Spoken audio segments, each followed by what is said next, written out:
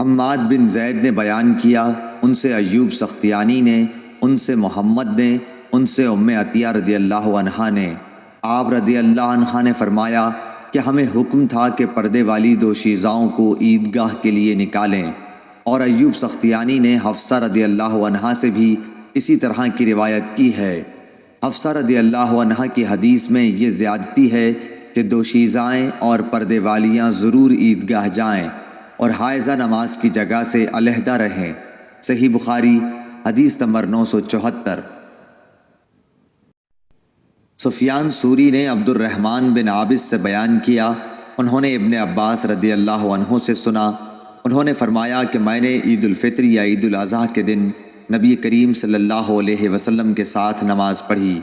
آپ صلی اللہ علیہ وسلم نے نماز پڑھنے کے بعد خطبہ دیا، پھر عورتوں کی طرف آئے اور انہیں نصیحت فرمائی اور صدقے کے لیے حکم فرمایا۔ صحیح بخاری حدیث نمبر 975۔ ابن جریح نے کہا کہ حسن بن مسلم نے مجھے خبر دی، انہیں طاؤس نے، انہیں حضرت عبداللہ بن عباس رضی اللہ عنہ نے، انہوں نے فرمایا کہ میں نبی کریم صلی اللہ علیہ وسلم اور ابو بکر، عمر اور عثمان رضی اللہ عنہم کے ساتھ عید الفطر کی نماز پڑھنے گیا ہوں۔ یہ سب حضرات خطبے سے پہلے نماز پڑھتے اور بعد میں خطبہ دیتے تھے۔ نبی کریم صلی اللہ علیہ وسلم اٹھے، میری نظروں کے سامنے وہ منظر ہے جب آپ صلی اللہ علیہ وسلم لوگوں کو ہاتھ کے اشارے سے بٹھا رہے تھے، پھر آپ صفوں سے گزرتے ہوئے عورتوں کی طرف آئے، آپ کے ساتھ بلال تھے۔ آپ صلی اللہ علیہ وسلم نے یہ آیت تلاوت فرمائی، اے نبی صلی اللہ علیہ وسلم، جب تمہارے پاس مومن عورتیں بیعت کے لیے آئیں، الآیہ۔ پھر جب خطبے سے فارغ ہوئے تو فرمایا کہ کیا تم ان باتوں پر قائم ہو؟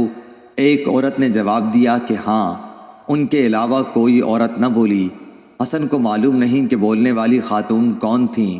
آپ صلی اللہ علیہ وسلم نے خیرات کے لیے حکم فرمایا اور بلال رضی اللہ عنہ نے اپنا کپڑا پھیلا دیا اور کہا کہ لاؤ تم پر میرے ماں باپ فدا ہوں۔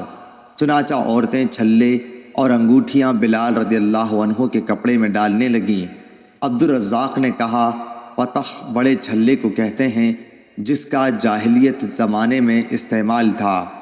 صحیح بخاری حدیث نمبر 979۔ عبد الوارث نے بیان کیا، انہوں نے کہا کہ ہم سے ایوب سختیانی نے حفصہ بنت سیرین کے واسطے سے بیان کیا، انہوں نے کہا کہ ہم اپنی لڑکیوں کو عیدگاہ جانے سے منع کرتے تھے۔ پھر ایک خاتون باہر سے آئی اور قصر بنو خلف میں انہوں نے قیام کیا۔ میں ان سے ملنے کے لیے حاضر ہوئی تو انہوں نے بیان کیا کہ ان کی بہن کے شوہر نبی کریم صلی اللہ علیہ وسلم کے ساتھ 12 لڑائیوں میں شریک رہے اور خود ان کی بہن اپنے شوہر کے ساتھ 6 لڑائیوں میں شریک ہوئی تھیں۔ ان کا بیان تھا کہ ہم مریضوں کی خدمت کیا کرتے تھے اور زخمیوں کی مرہم پٹی کرتے تھے۔ انہوں نے پوچھا کہ یا رسول اللہ، کیا ہم میں سے اگر کسی کے پاس چادر نہ ہو اور اس وجہ سے وہ عید کے دن عیدگاہ نہ جا سکے تو کوئی حرج ہے؟ آپ صلی اللہ علیہ وسلم نے فرمایا کہ اس کی سہیلی اپنی چادر کا ایک حصہ اسے اوڑھا دے اور پھر وہ خیر اور مسلمانوں کی دعا میں شریک ہوں۔ حفصہ نے بیان کیا کہ پھر جب عطیہ یہاں تشریف لائیں تو میں ان کی خدمت میں بھی حاضر ہوئی اور دریافت کیا کہ آپ نے فلاں فلاں بات سنی ہے؟ انہوں نے فرمایا کہ ہاں، میرے ماں باپ آپ صلی اللہ علیہ وسلم پر فدا ہوں۔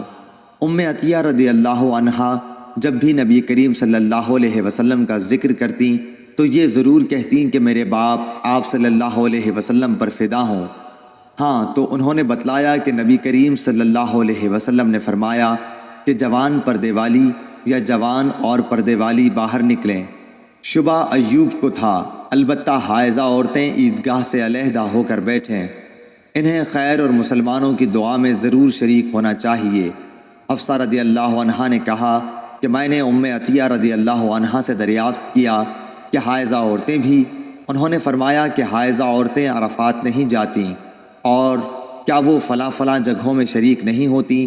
پھر اجتماع عید ہی کی شرکت میں کون سی قباحت ہے؟ صحیح بخاری حدیث نمبر 980۔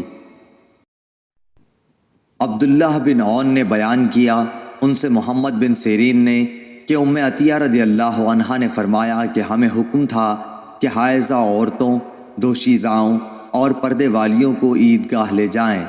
ابن عون نے کہا کہ یا حدیث میں پردے والیاں دوشیزائیں ہیں، البتہ حائضہ عورتیں مسلمانوں کی جماعت اور دعاؤں میں شریک ہوں اور نماز سے الگ رہیں۔ صحیح بخاری حدیث نمبر 981۔